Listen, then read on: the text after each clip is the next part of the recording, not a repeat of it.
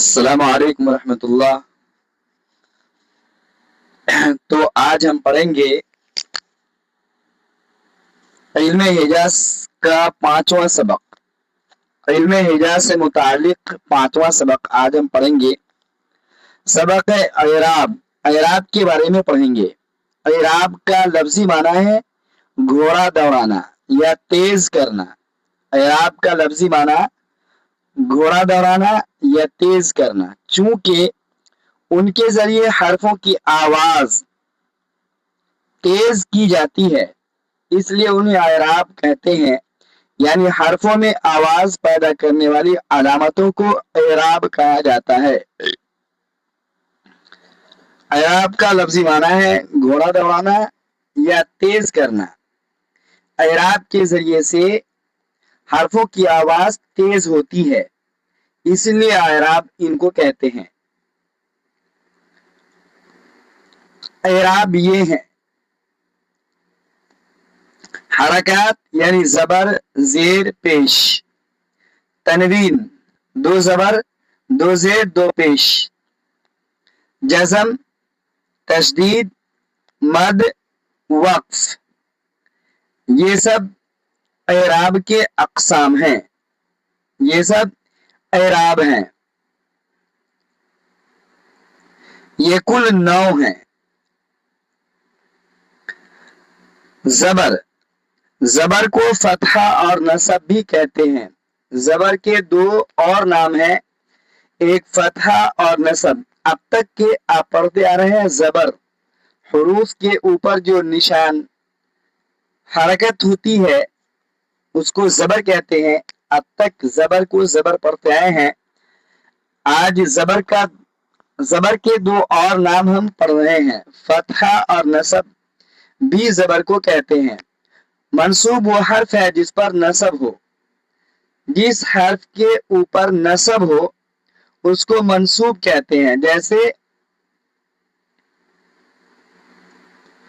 تا، نون، غا، زال، شین، صاد، طا، قاف، لام، نون۔ ان سب پر زبر ہے۔ ان سب پر زبر ہے۔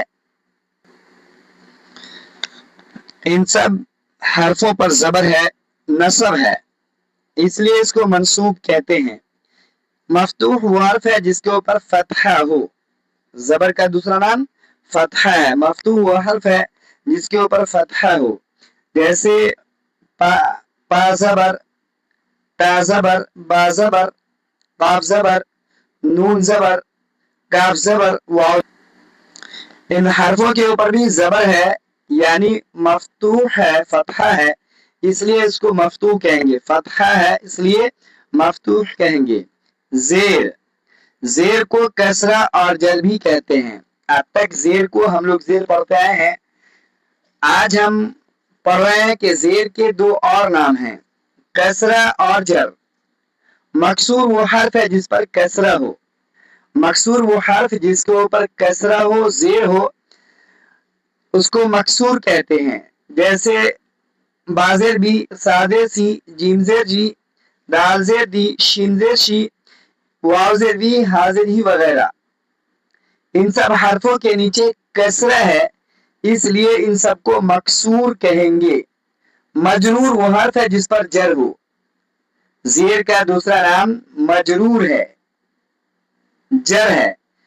زیر کا دوسرا نام جر ہے، اور جس حرف کے اوپر یہ جر ہوگا اس کو مجرور کہیں گے، جیسے ای، بی، تی، جی، دی، ای اور ای وغیرہ۔ یہ تمام حروف ہیں جن کے نیچے کسرہ ہے، اس لیے ان تمام حروف کو مکسور کہیں گے۔ پیش، پیش کو ضمہ اور رفع بھی کہتے ہیں۔ اسی طرح ہم اب تک پیش کو پیش پڑھتے آئے ہیں۔ آج ہم پڑھتے ہیں کہ پیش کے 2 اور نام ہیں، ضمہ اور رفع۔ پیش کے 2 اور نام ہیں، ضمہ اور رفع۔ پیش کے آج نئے 2 نام ہم پڑھ رہے ہیں، ایک ضمہ اور رفع۔ मजमूम वो हर्फ है जिस पर जम्मा हो, वो हर्फ जिसके ऊपर जम्मा हो उसको मजमूम कहेंगे। जम्मा वाले हर्फ को मजमूम कहेंगे, जैसे बू, तू, जू, दू, कु, लू, नू, वू। बा से वा तक जो हुरूफ यहाँ पर मज़कूर हैं, उन हुरूफ के ऊपर पेश है, जम्मा है, इसलिए इन सबको मजमूम कहेंगे। मजमूम। मरफू वो हर्फ है जिस पर रफा हो, पेश का दूसरा नाम रफा भी है, पेश को रफा भी कहते हैं। तो जिस हर्फ के ऊपर रफा हो उसको मरफू कहते हैं, जिस हर्फ के ऊपर रफा हो उसको मरफू कहते हैं, जैसे बू, तू, जू, दू, कु, लू, नू, वू। ये तमाम हुरूफ बू से लेकर के भू तक इसके ऊपर रफा है, इसलिए इन सबको मरफू कहेंगे। नोट, जिस हर्फ पर जबर जेर पेश हो उसको मुतहर्रिक कहते हैं। अभी हमने पढ़ा कि अगर किसी हर्फ के ऊपर जबर है तो उसको हम, किसी हर्फ के ऊपर जबर है तो हम उनको मंसूब और मफ्तूह भी कहेंगे। इसी तरीके से किसी हर्फ के नीचे जेर है तो हम उसको मकसूर और मजरूर भी कहेंगे, कसरा और जर की वजह से। इसी तरह किसी हर्फ के ऊपर पेश है तो उसको जम्मा और रफा की वजह से मरफू और मजमूम भी कहेंगे, मगर इन तमाम को मुतहर्रिक कहेंगे। जिस पर जबर जेर पेश हो उसको मुतहर्रिक कहते हैं। तो मालूम हो गया कि मजमूम और मरफू, मकसूर और मजरूर, मंसूब और मफ्तूह को मुतहर्रिक मिन जुमला कहा जा सकता है। ये आज इल्म हिजा का 5वां सबक था।